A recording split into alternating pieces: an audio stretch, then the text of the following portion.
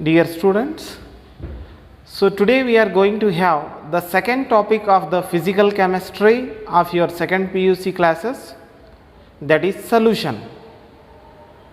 So whenever generally in the classes, whenever we ask what is solution, the students may answer like this: Sir, when we dissolve a solute into solvent, the resulting mixture is called solution. Okay, so in the lower classes this definition is okay because that is up to the particular point, but now we have a definition which is generalized. So dear students, do you think that whenever we mix a solid into another solid, is it going to form a solution? Or when we mix a liquid into liquid, whether that gives a homogeneous mixture or solution? In other case, when we dissolve a gas into another gas, is it going to form a solution? For this type of your confusions, let's have a solution in this video. So dear students, broadly speaking, so what is solution means? Solution is a homogeneous mixture of two or more than two components. Solution is a homogeneous mixture of two or more than two components. Now a question will arise. So what is that question means? So in solution, so generally for components we are calling solute and solvent. So which component will be solute and which component will be solvent? And what is homogeneous mixture means? So dear students, if you dissolve some sugar into water or salt into water, you will get a clear solution. So that is a homogeneous mixture, because the composition of mixture is uniform throughout what we say. The composition of mixture is uniform, then such type of mixtures are called homogeneous mixture. To understand, if you dissolve some water into milk, are you going to get a clear solution? Is the composition of that solution is uniform? No, that will be different. You are not going to get a clear solution, as in case of sugar dissolved in water. So that is called heterogeneous solution. So for solution, the condition is it must form a homogeneous mixture, and homogeneous mixture we mean that its composition should remain same. Composition should be uniform throughout, then the mixture is called homogeneous mixture. And whenever we mix two or more than two components, the resulting mixture is called solution. If two or more than two components forming a homogeneous mixture, then the resulting solution, mixture, that homogeneous mixture itself is called solution. Okay, so already I am telling minimum two component must be required to form our solution. Now let us consider these two components. In solution, what happens?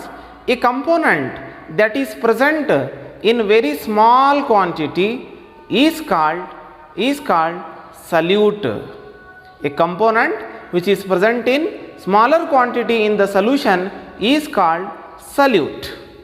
So similarly, another component will be in the larger quantity in the solution, and a component that is present in larger quantity in the solution is called solvent.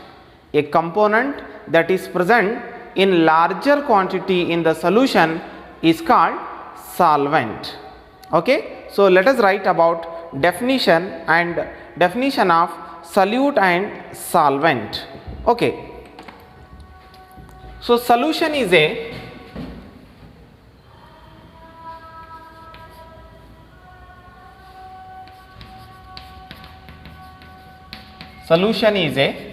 homogeneous mixture of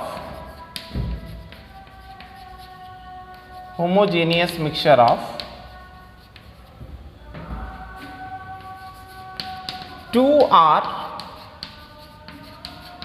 more than 2 components. 2 or more than 2 components. So now let us define what is solute and what is solvent.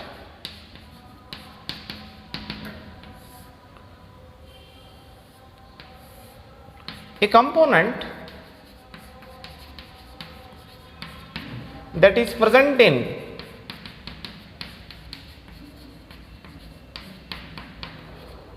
smaller quantity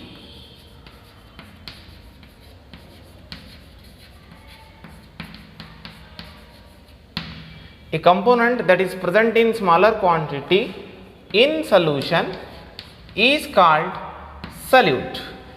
A component that is present in smaller quantity is called solute. Okay, so what is solvent means? A component that is present in larger quantity, a component that is present in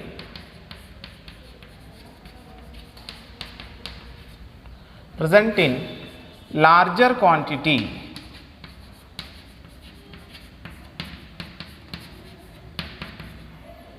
in solution is called a solvent. So now hope it is clear what is solution, what is a solute and solvent. Suppose if you are preparing a sugar solution, you are going to dissolve a very minimum amount of sugar into liquid or water. So then sugar will be solute and water will be solvent, because water is present in larger quantity, whereas the quantity of sugar present is very small. Hope it is clear. So now dear students, you can prepare a solution which contain more than 2 components also. You can prepare a solution of sugar and salt in water, that is also going to form a homogeneous mixture. So now the components will be 3. So but in this topic we are going to discuss about the properties of solutions, which are binary solutions. So let us see what is binary solution. So binary solution means a solution which contain only 2 components. A solution consists of only 2 components is called a binary solutions. Our whole solution topic mainly deal with our binary solutions. So now what is binary solution means? A solution containing binary solution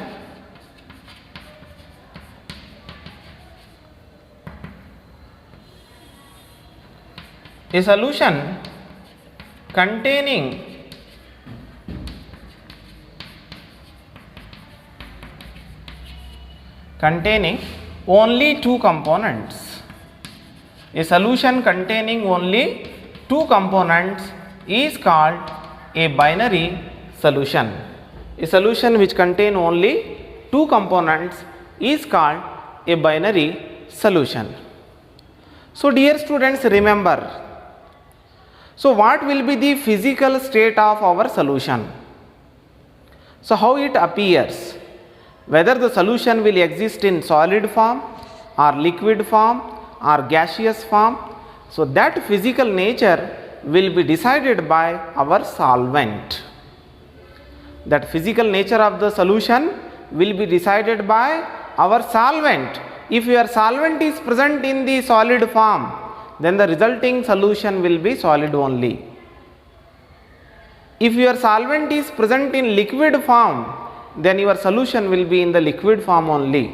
If the solvent is gaseous form, then the resulting solution will also be in the gaseous form only. So now coming to classification of solids, which is very simple. So now there are mainly 3 types of solutions.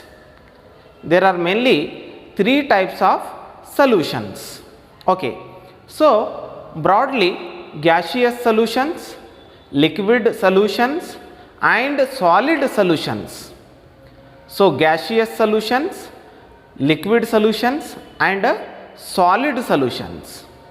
Again further they are divided into totally 9 types, because in gaseous solution we can have gas in gas type of solution, liquid in gas type of solution, solid in gas type of solution. So similarly in case of liquid solution we have gas in liquid, liquid in liquid, solid in liquid, again 3 types. So similarly in solid solutions are also classified 3 types. How means gas in solid, liquid in solid, similarly solid in solid. Like that solutions are broadly classified into 3 types. They are further divided into 9 types. Let us see what are the different types of solutions along with some examples. Okay. So next topic is types of solutions.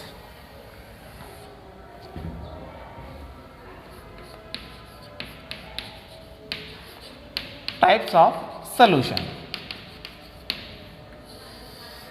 So let us make a column to understand the different types of solutions. Types of solutions, solute, solvent and common examples.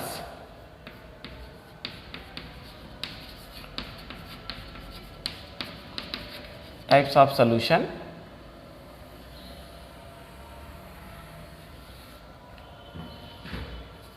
So what will be our solute?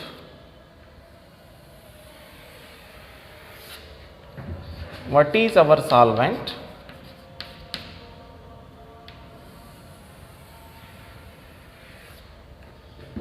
Then some examples. So remember, these examples are also important for sake of examination.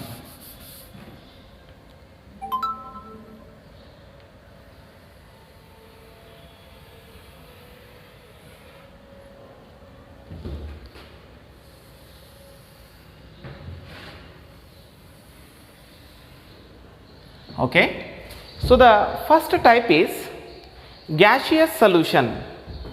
Okay, gaseous solutions.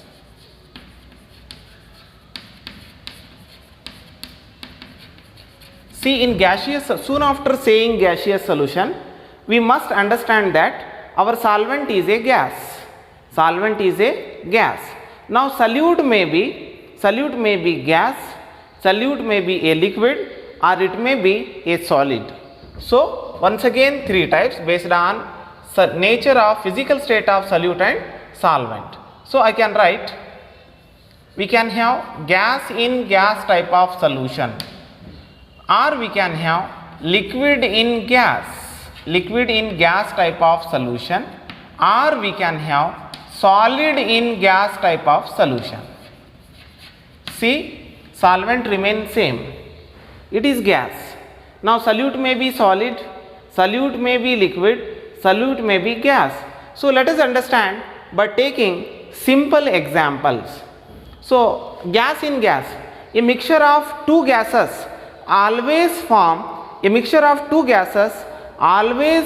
a homogeneous mixture. So that's why mixture of O2 and N2, oxygen and nitrogen gas. Okay, liquid in gas, chloroform dissolved in nitrogen gas. Chloroform is a liquid, nitrogen is a gas. So that's why chloroform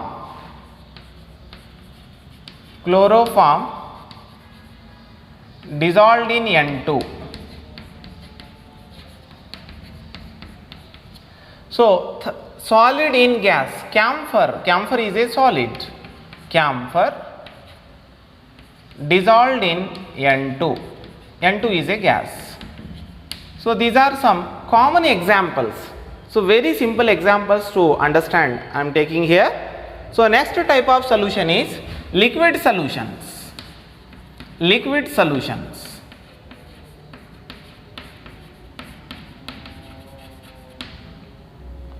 So soon after saying liquid solution, you must understand our solvent is a liquid here. Solvent is a liquid. Now solute may be solid, solute may be liquid, or solute may be a gas. So now we can have gas in liquid, gas in liquid. We can have liquid in liquid, liquid in liquid type of solution, or we can have solid in liquid, solid in liquid, that is the third type. Okay, so coming to some simple examples to understand these type of solutions. So gas in liquid, you can dissolve oxygen in water, or you can dissolve CO2 in water. CO2 is also a partially soluble gas in water. You can dissolve even CO2 also. Okay, so let us dissolve O2 in water, O2 dissolved in water. So that form a homogeneous mixture. O2 dissolved in water. Okay, for liquid in liquid, you can dissolve ethanol. Ethanol is a liquid. Ethyl alcohol, ethanol dissolved in water. Coming to the third type, solid in liquid, you can dissolve sugar in water, salt in water, or we can take glucose in water. Glucose, glucose dissolved in water. So that is about liquid solutions. So coming to the third type, solid solutions, solid solutions.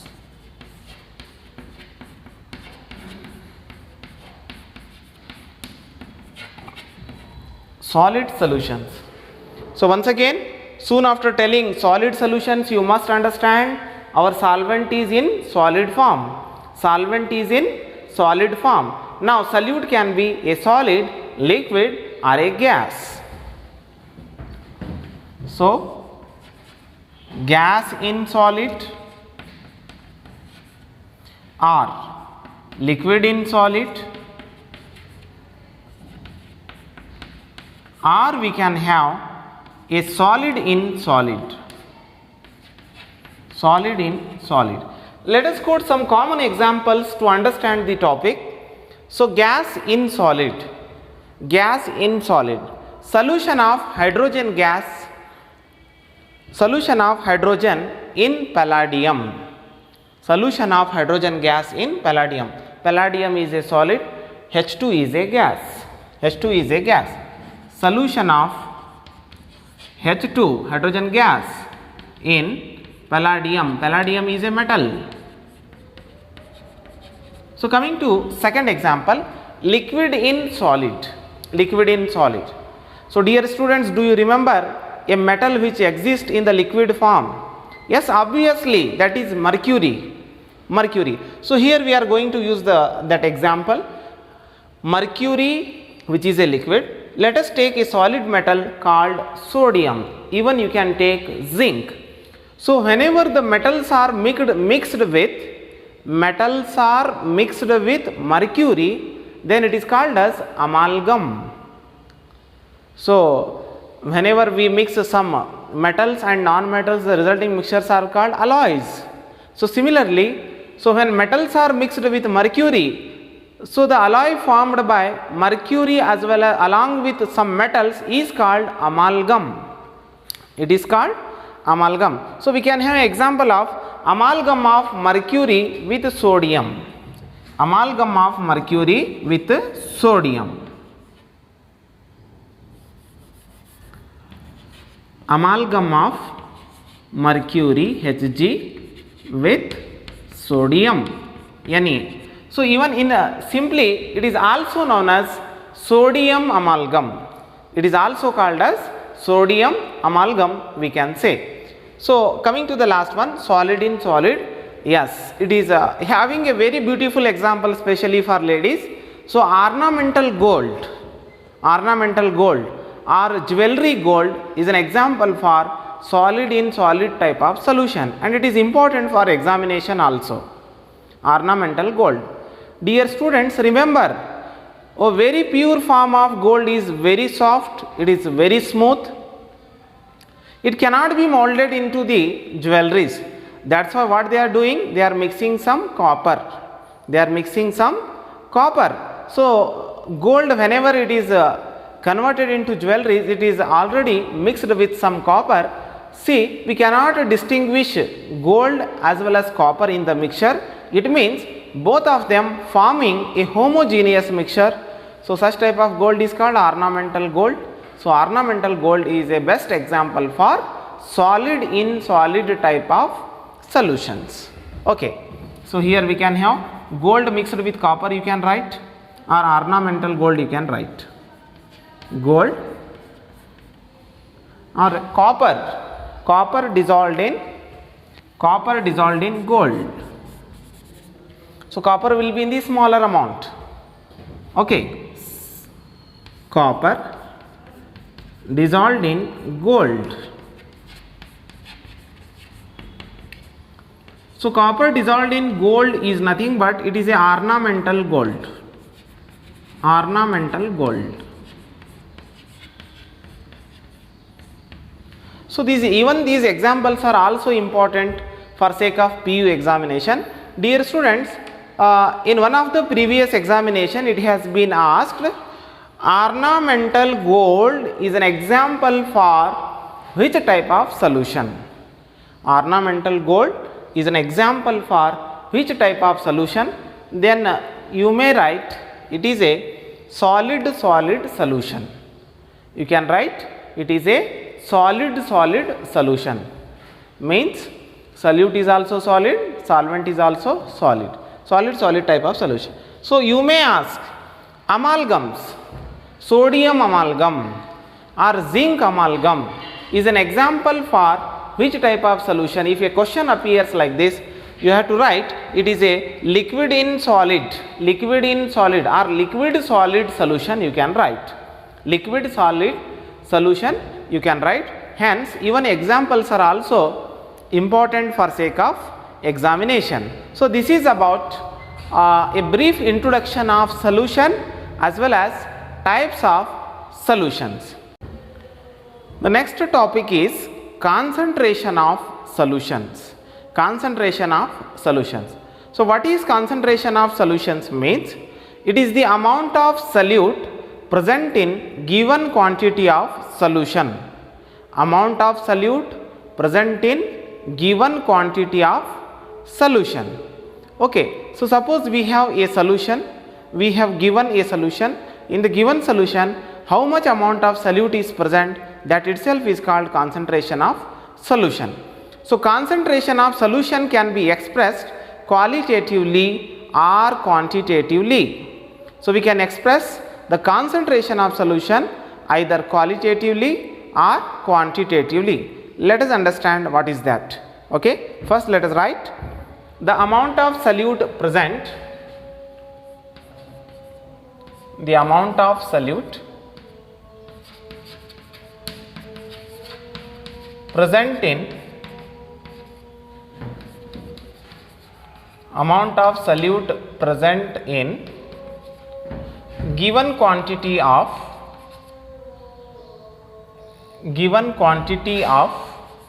solution.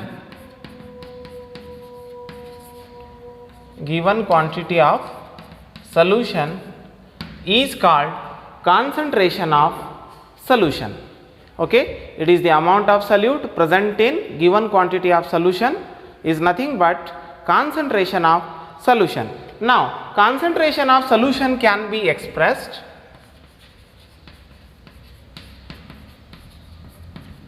concentration of solution can be expressed qualitatively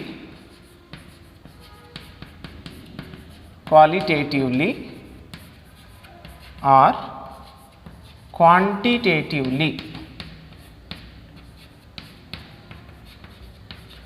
Now first let us see qualitatively how can we express the concentration of solution. So qualitatively the concentration of solution is classified into two types. Very simple one, dilute solutions and concentrated solution. In practical labs you might have heard about dilute solutions and concentrated solution. What are those means? A dilute solution is a solution in which contain very small, relatively very small amount of solute. Okay. So generally solute will be present to a minimum quantity only, but relatively in very small amount, if the solute is present in the solution, then such solutions are called dilute solutions. A solution which contain relatively very small amount of solute is called dilute solution. So similarly, a solution which contain relatively large amount of solute is called concentrated solution. A solution which contain relatively large amount of solute, then the solution is called concentrated solution. So now qualitatively, so solutions can be expressed, or qualitatively solutions are of two types. Qualitatively solutions are of two types. First one is dilute solution. Dilute solution. So solution containing relatively small amount of solute. Relatively small amount of solute is called a dilute solution. Solution containing relatively small amount of solute is a dilute solution. So second one is concentrated solution. Concentrated solution.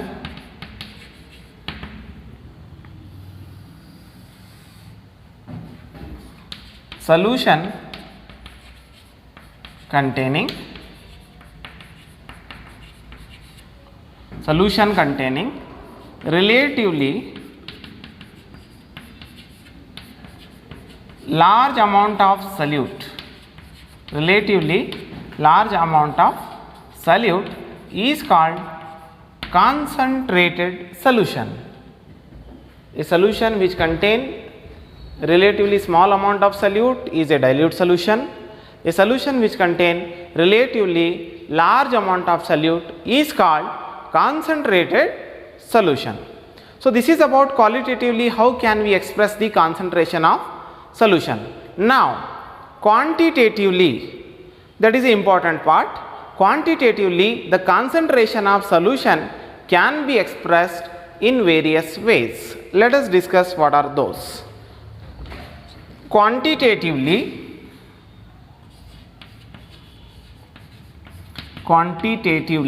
see, quantity, it is talking about the amount.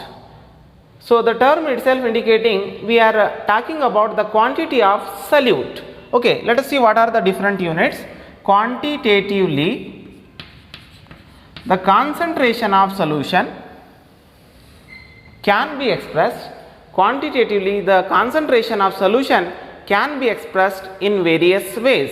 So what are the different units which are going to describe or express concentration of solutions quantitatively? Means they are, first one is mass percentage. Mass percentage. So that is given by W bar W, percentage. Mass percentage, W means mass here. Okay. So second one is volume percentage. Volume percentage. If the volume is represented by V, then it is V bar V percentage. Okay. And the third one is mass by volume percentage. Mass by volume percentage.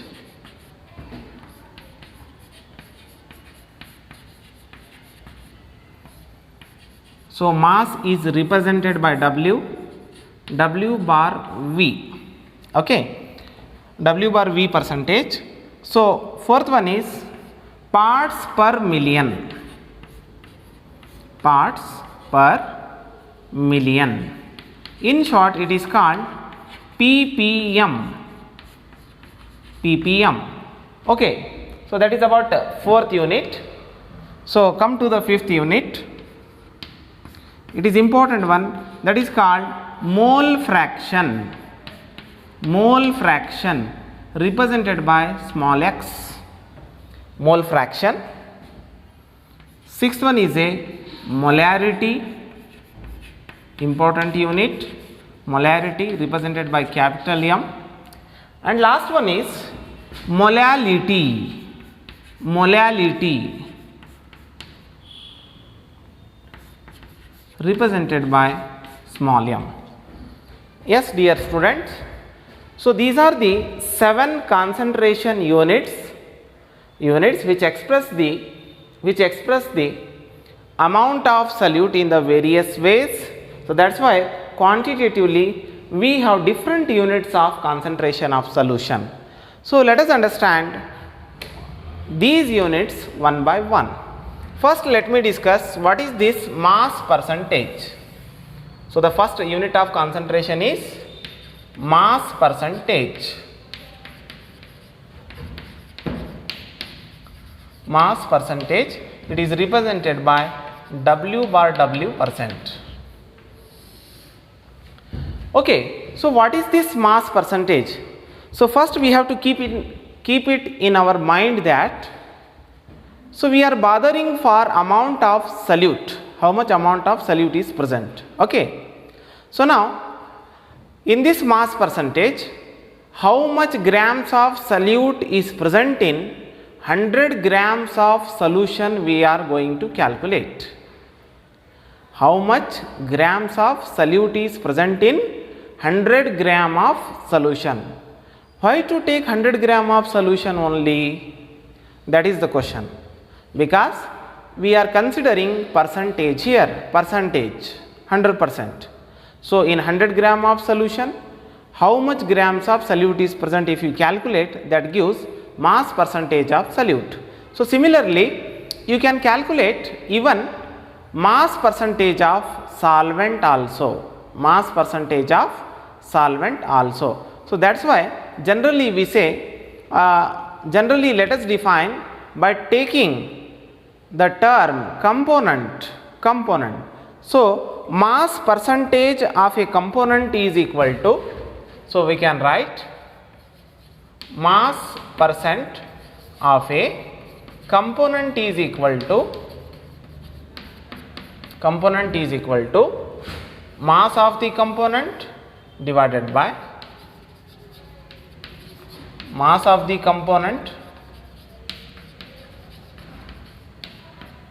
divided by mass of solution, means mass of all the components. Suppose in the solution 2 components are present, then we have to add up all the components, that gives the mass of solution or mass of all the components. We want percentage, that's why it must be multiplied by 100. So mass of the component divided by mass of the solution multiplied by 100 gives mass percentage of the component. Suppose if you are asked to calculate mass percentage of solute, means then the formula will take the form mass of the solute divided by mass of solution multiplied by 100, that gives mass percentage of the solution, like that. Okay, so coming to an example 10% glucose solution. See, the mass is given 10% glucose solution, 10% glucose solution in water. So sometime it will be given 10% glucose by mass. In problems will come across mass percentage like this, 10% glucose by mass. How to understand means 10% glucose solution. See here, glucose is a solid or glucose is a solute here and water is a solvent, then only form glucose solution. Okay, 10% glucose solution in water means 10 grams of glucose present in 90 grams of water, such that the resulting volume of the solution will be, resulting mass of the solution will be 100 grams. So 10 grams of glucose, 90 grams of water, that gives rise to 100 gram of solution. That is the meaning of this sentence, 10% glucose solution in water, or 10% glucose by mass. Okay. So 10% glucose means 10 gram glucose dissolved in 90 grams of water to form 100 gram solution. So we are considering the mass, that's why it is in grams, 100 gram solution. So this is the meaning. So you have to understand the meaning in order to solve the problems. Okay. So now this is about mass percentage of a component, or how to represent the mass percentage in the solution. Okay. So now coming to the effect of temperature, whether this term, this quantity depend upon temperature or not, let us discuss. So dear students, so here we are talking about mass, and mass is generally not affected by temperature. So that's why mass percentage is a temperature independent quantity. So mass percentage is a temperature independent quantity. So it is a temperature independent quantity.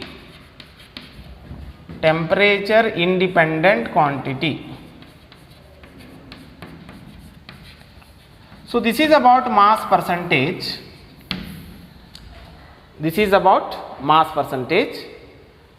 Next one is volume percentage. That is the second unit, volume percentage.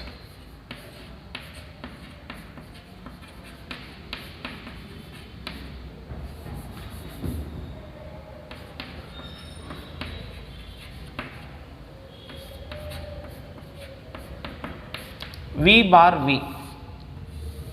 See, when mass percentage was there, I have taken in grams. Now for volume, I am going to take ml, milliliter. Actually, it is the volume of the component that is present in 100 ml of its solution. See, the total volume of the solution is 100 ml. How much ml of solute or solvent is present, that can be decided by volume percentage. So similarly, if you just replace the mass by volume, you will get the definition, okay, or formula. So let me write. So volume percentage of the component is equal to volume of the component divided by total volume of the solution multiplied by 100. So very simple. Let us write volume percent of the component is equal to volume percent of a component is equal to, you just replace this mass by volume here, you will get the formula. Volume of the component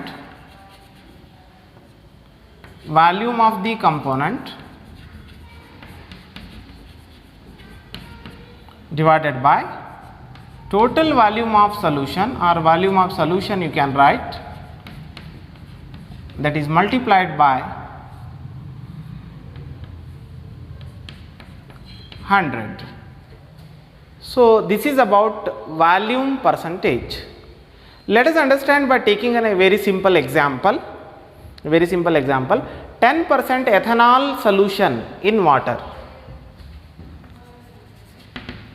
10% ethanol is a liquid, ethanol solution in water. 10% ethanol solution in water, or 10% solution by 10% ethanol solution by volume, 10% ethanol solution by volume, even you can write like that. What it means, see, ethanol, it is a solute here, so it is forming solution means it is dissolved in water. Okay, so 10 ml, now I have to take volume, it is in milliliter. So 10 ml of ethanol is dissolved in water.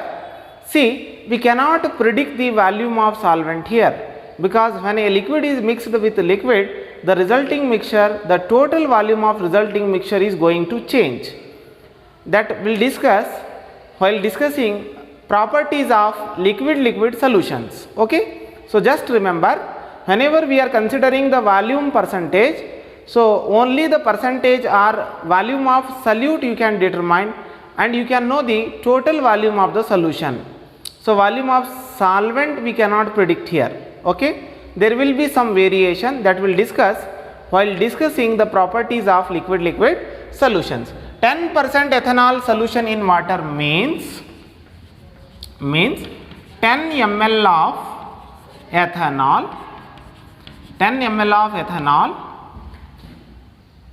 dissolved in water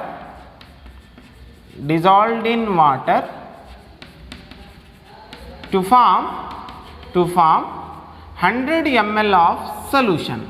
So resulting volume of the solution will be 100 ml to form 100 ml of solution. So this is the meaning of 10% ethanol, 10% ethanol in water. Okay, so coming to temperature dependence, which is important one. See, here we are bothering for volume of the components, even we are talking of volume of solution. So dear students, with rise in temperature, volume of solution changes. So with rise in temperature, with increase in temperature, the volume of solution also going to increase. Okay, it is because of the thermal expansion of liquids. With increase in temperature, the volume of solution increases. If the volume of solution increases, then the volume percentage of the component decreases, because it is inversely proportional. Okay, so with increase in temperature, volume percentage of the component will be decreased, because it is inversely proportional. It means to say that it is a temperature dependent. It is a temperature dependent quantity. It is a temperature dependent quantity. Temperature dependent quantity. How the temperature or how volume percentage of the component depends upon temperature means it depends inversely. If you increase the temperature, then the volume percentage will be decreased. So I can write, so volume percentage of component is inversely proportional to what? Temperature. Okay, we can say like this. If you increase the temperature, volume percentage of the component is going to decrease. So this is what about volume percentage of solution, or how to represent the volume percentage. So the third unit is mass by volume percentage.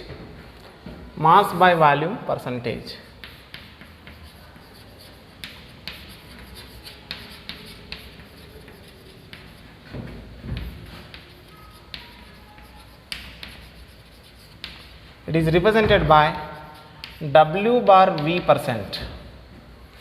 Okay, so it is very simple.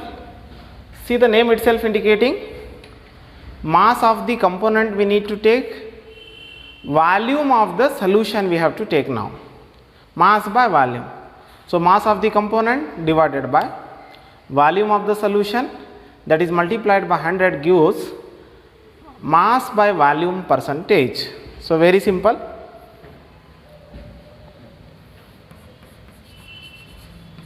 mass by volume of component is equal to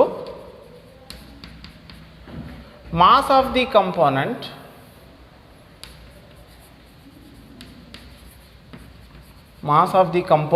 in solution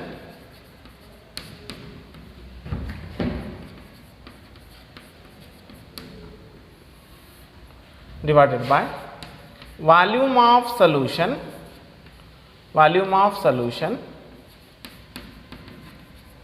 multiplied by 100, because we need percentage. Okay, so this is about mass by volume. Let us take an example.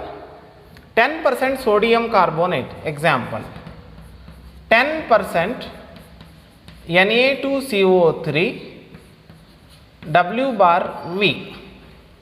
So 10% sodium carbonate mass by volume, 10% sodium carbonate mass by volume. So it means to say that 10 gram of Na2CO3 is present in 100 ml of its solution. 10 grams of sodium carbonate is present in 100 ml of its solution. Means 10 grams of Na2CO3 is present in 100 ml of its solution. Okay, so this is about mass by volume percentage. Okay, so coming to next, one more important units of concentration is parts per million. Fourth one, parts per million.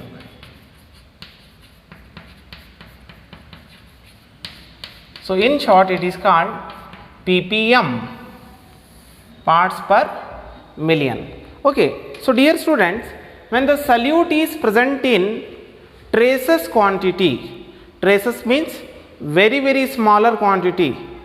So you might have seen in tablets, in medicines. Okay, so even a very small amount of chemicals are being used, that is called traces. When the solute is present in traces quantity, then this unit is helpful. So the concentration of solution is expressed in ppm, parts per million. So whenever we need percentage, in formula we will just multiply the quantity with 100. Now we want quantity in terms of million here. Million means 10 to the power 6, 10 to the power 6. So 1 million is equal to 10 lakhs. So that is why we are going to multiply the quantity with 10 to the power 6. So let us see what is the formula to calculate parts per million. Means it is simple one. Number of parts of the component divided by total number of parts of all the components. Number of parts of the component divided by total number of parts of all the component, and that is multiplied by 10 to the power 6. That gives parts per million, ppm. So let us write ppm or parts per million is equal to number of parts of the components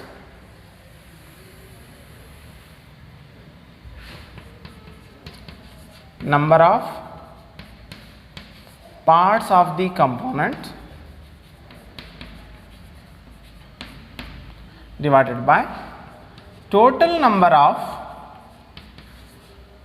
parts of all the components,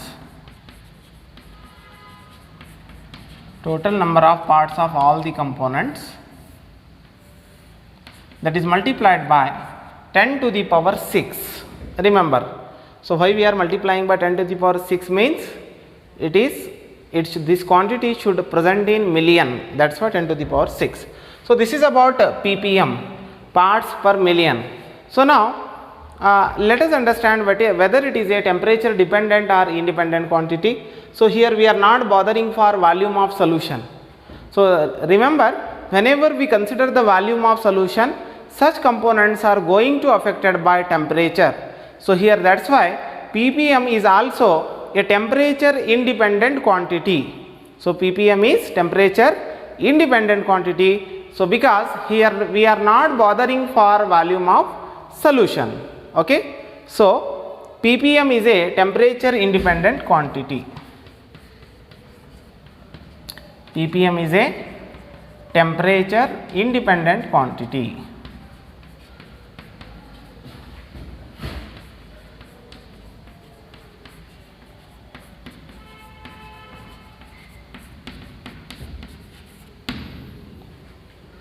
So this is about ppm.